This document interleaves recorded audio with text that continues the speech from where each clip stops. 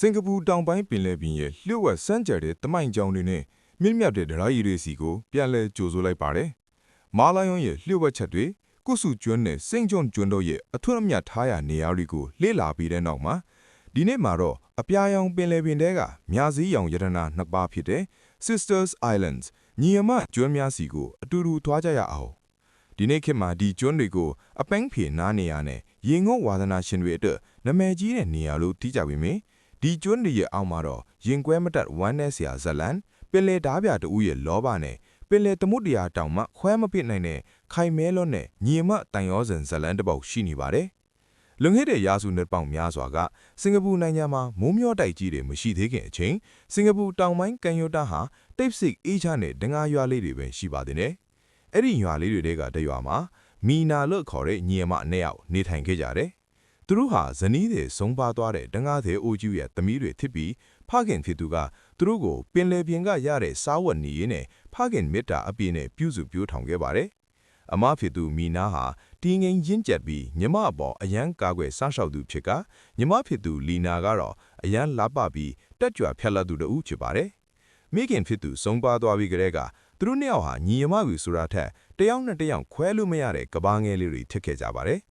သူတို့ဟာအုံးပင်ရိပ်အောက်မှာငါးဖမ်းပိုက်တွေဖာရင်ကောင်းကြီးနဲ့ငါးကင်းကိုအတူစားရင်ညဘက်မှာစင်ကာပူရေလက်ကြားထက်ကလာရောင်ထူးနေတဲ့ရေပြင်ကိုကြည့်ရင်အချိန်တိုင်းကိုအတူတူဖြတ်တန်းခဲ့ကြတယ်။တညမှာတော့သူတို့နှစ်ယောက်ကမ်းခြေမှာရပ်ရင်ဘဲတော့မှလမ်းခွေးမှာမဟုတ်ဘူးဘဲကိုပဲသွားတယောက်နောက်တယောက်လိုက်မယ်ဆိုပြီးလေးနက်တဲ့ကတိတစ်ခုကိုပြုခဲ့ကြပါတယ်။နောက်တစ်ချိန်မှာညီအမနှစ်ယောက်ကညီအကိုနှစ်ယောက်နဲ့အိမ်ထောင်ကြပြီးအိမ်ချင်းကပ်ရက်လျင်တေဆုံးသည့်အထိအတူတူနေသွားကြမယ်လို့အိမ်မက်မှတ်ခဲ့ကြပါတယ်။ဒါပေမဲ့လီနာရဲ့လှပမှုကကြာရှည်လျှို့ဝှက်မနေနိုင်ပါဘူး။တငါးစဲရဲ့သမီးလေးအကြောင်းကကုံထွေရေးလမ်းကြောင်းတွေကတဆင့်ပြန့်နှံ့သွားခဲ့ပြီးနောက်ဆုံးမှာတော့ဥပဒေကိုဂယုမဆိုင်တဲ့ပင်လယ်ဓားပြဘရင်ရဲ့နားထဲကိုရောက်သွားပါတော့တယ်။အဲ့ဒီပင်လယ်ဓားပြဘရင်ဟာရီအောင်ကျွန်းစုကနေစုမတရာကန်ယိုတန်းအထိလူတိုင်းကြောက်ရတဲ့သူဖြစ်ပြီးအမဲရောင်ရွက်လေကြီးတွေနဲ့လက်နှကောင်စစ်တီတွေကိုအမိန့်ပေးနေတဲ့သူဖြစ်ပါတယ်။ဒီတာတွင်းမှာအလှဆုံးအမျိုးသမီးကိုပိုင်စင်းခြင်းနဲ့လောဘကြောင့်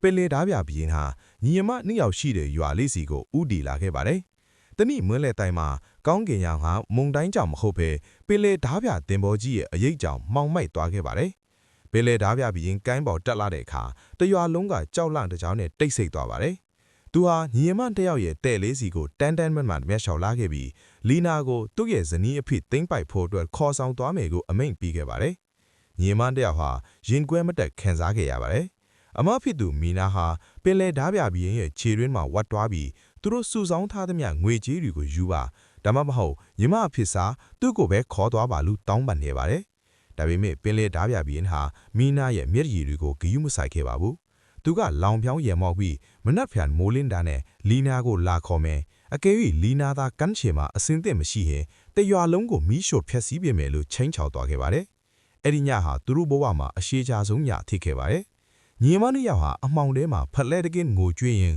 ငယ်စဉ်ပြုတ်ခဲ့တဲ့ကတိတွေကိုတိုးတိုးလေးရေရွတ်နေခဲ့ကြပါတယ်။သူတို့ဟာတောထဲကိုထွက်ပြေးဖို့ကြံစည်ခဲ့ပေမဲ့ရွာကိုပင်လယ်ဓားပြတွေကဝိုင်းထားသည်ဖြစ်လို့လွတ်လန်းမရှိခဲ့ပါဘူး။မနက်လင်းသူပထမအလင်းတောင်ရေပြင်ပေါ်ကျလာတဲ့အခါပင်လယ်ဓားပြဘရင်ကပြန်ရောက်လာပါတယ်။သူ့ရဲ့လူတွေဟာလီနာကိုအတင်းအတမတ်ဆွဲခေါ်ပြီးတင်ပေါ်ကြီးသွားမယ်လွှဲလေးပေါ်တင်လိုက်ကြတယ်။အမဖြစ်သူမီနာကတော့ညီမလေးလို့အော်ရင်နောက်ကနေလိုက်ပြေးပါတယ်။သူဟာရေထဲကိုဆင်းပြီးလွှဲကိုလှမ်းဆွဲပေမယ့်ပင်လယ်ဓားပြတွေကတပ်မတွေနဲ့တွန်းထုတ်ခဲ့ပါတယ်။လွှဲလေးပင်လယ်ရေထဲကိုဝေးတဲ့ထက်ဝေးသွားတဲ့အခါမှာတော့ကောင်းကင်ရာကရုတ်ကရက်အနီရောင်ပြောင်းသွားပြီးလေတွေအယမ်းတိုက်လာခဲ့ပြီးပင်လယ်ပြင်ကလည်းကြောက်စရာကောင်းလောက်အောင်လှောင်းကြီးလာပါတော့လေ။အဲ့ဒီမတရားမှုကိုကဘာမြေကြီးကတောင်လက်မခံနိုင်လို့ငိုကြွေးနေသလိုပါပဲ။အဲ့ဒီနောက်ဆုံးတစ်ချိန်မှာတော့လီနာကသတ္တိကိုမွေးပြီးပင်လယ်ဓားပြဘရင်ရဲ့လက်ထဲကရွန့်ပြီးလှောင်းလွန်းနေတဲ့ကိုခုံးလိုက်ပါတော့တယ်။ကျွန်းဖြီအသက်ရှင်ရမယ်ဘဝထက်ပင်လယ်ရင်ရဲ့ရင်းခွင်းကိုပဲရွေးချယ်ခဲ့တာပါ။အမဖြစ်သူမီနာကလည်းတစက္ကန့်တောင်မစင်စားပဲညီမလေးနောက်ကိုချက်ချင်းလိုက်ခုံလိုက်ခဲ့လေ။ကမ်းခြေကရွာသားလေးဟာညီအမနေအောင်ရေစည်းနဲ့တိုက်ပွဲနေတာကိုထိတ်လန့်တကြားနဲ့ကြည်နေကြပါတယ်။သူတို့ဟာတယောက်လက်တယောက်မိအောင်အတက်နိုင်ဆုံးကြိုးစားခဲ့ကြတယ်။သူတို့ရဲ့လက်ချောင်းလေးတွေအချင်းချင်းထိတွိုက်လေးပြီးတင်းတင်းကြပ်ကြပ်စုပ်ကွိုင်နိုင်တဲ့အချိန်မှာတော့အလွန်ကြီးမားတဲ့လောင်လွန်ကြီးတစ်ခုကသူတို့ဘောက်ကိုအရှိန်နဲ့ရိုက်ချလိုက်ပါတော့တယ်။ ရေမုံရေမွားတွေငြိမ်သက်သွားပြီးမုံတိုင်းကလည်းရုတ်တရက်ပျောက်သွားခဲ့တဲ့အခါမှာတော့ညီမနှစ်ယောက်ကိုဘဲမှရှာမတွေ့ကြပါဘူးလောဘကြီးတဲ့ပင်လယ်ဓားပြပြီးရဲ့တင်ပေါ်ကြီးလည်းပင်လယ်ထဲကိုနှစ်မျိုးပျောက်ကွယ်သွားခဲ့ပါတယ်နောက်တစ်မိမနဲ့ကြည်လင်နေတဲ့ပင်လယ်ရေမှာနေမင်းကြီးထွက်ပေါ်လာတဲ့အခါရွာသားတွေဟာညီမနှစ်ယောက်ရဲ့ရုပ်အလောင်းကိုရှာမတွေ့ခဲ့ပါဘူးအရာသွားသူတို့ပျောက်ကွဲသွားခဲ့တဲ့နေရာမှာကျွန်းနှစ်ကျွန်းပေါ်ထွန်းလာခဲ့ပါတယ်တကျွန်းကပူကြီးပြီးညီမလေးကိုအမြဲကာကွယ်ပေးတဲ့အမကြီးမီနာကိုကိုစားပြုကနောက်တကျွန်းကတော့လှပတဲ့ညီမလေးလီနာကိုကိုစားပြုပါတယ်အဲ့ဒီကျွန်းနှစ်ကျွန်းဟာရေလက်ကြားတစ်ခုပဲခြားပြီးတကျွန်းနဲ့တကျွန်းထာဝရကြည်နေသလိုဘေးချင်းရင်ဆိုင်နေကြပါတယ်ဒီနေ့အချိန်ထိအဲ့ဒီကျွန်းတွေကို Sisters Islands ခေါ်ပူလောက်ဆိုဘာလောက်နဲ့ပူလောက်ဆိုဘာဒါရက်လို့လူတီမှာပါတယ်ဒီကျွန်းတွေဟာကြောက်ရွံ့မှုထက်ပိုမိုခိုင်မြဲတဲ့ချစ်ကျွန်းမေတ္တာနဲ့ကံကြမ္မာလောင်းလွန်းနေတော့မခွဲမပြတ်နိုင်တဲ့သစ္စာရဲ့ထာဝရအထက်အမှန်အထိတည်ရှိနေပါတော့တယ်စင်ကာပူရဲ့ဒီလိုတရားကြီးစမ်းတဲ့တမိုင်းကြောင်းကိုကြီးစုပေးတဲ့အတွက်အများကြီးကျေးဇူးတင်ပါတယ်ကျွန်တော်တို့နေ့စဉ်ဖြတ်သန်းနေတဲ့ဒီမြေကျင်တွေရဲ့အောက်မှာဘလောက်တောင်စိတ်လှရှားစရာကောင်းတဲ့တမိုင်းကြောင်းတွေရှိနေတယ်လဲဆိုတာဒီဇလန်တွေကသတိပေးနေသလိုပါပဲ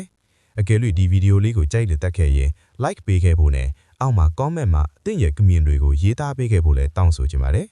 ကျွန်တော်တို့ရဲ့တောင်ပိုင်းကျွန်းစုတို့ရဲ့တခြားတရားကြီးတွေကိုဆက်လက်တင်ဆက်ပေးသွားမှာဖြစ်လို့ subscribe လုပ်ထားဖို့လည်းမမေ့ပါနဲ့ခင်ဗျာနောက်ထပ်ဇလန်တစ်တွေမှာပြန်တွေ့ကြပါမယ်အားလုံးပဲဘာဘဒူတာတွေတိုးပွားကြပါစေ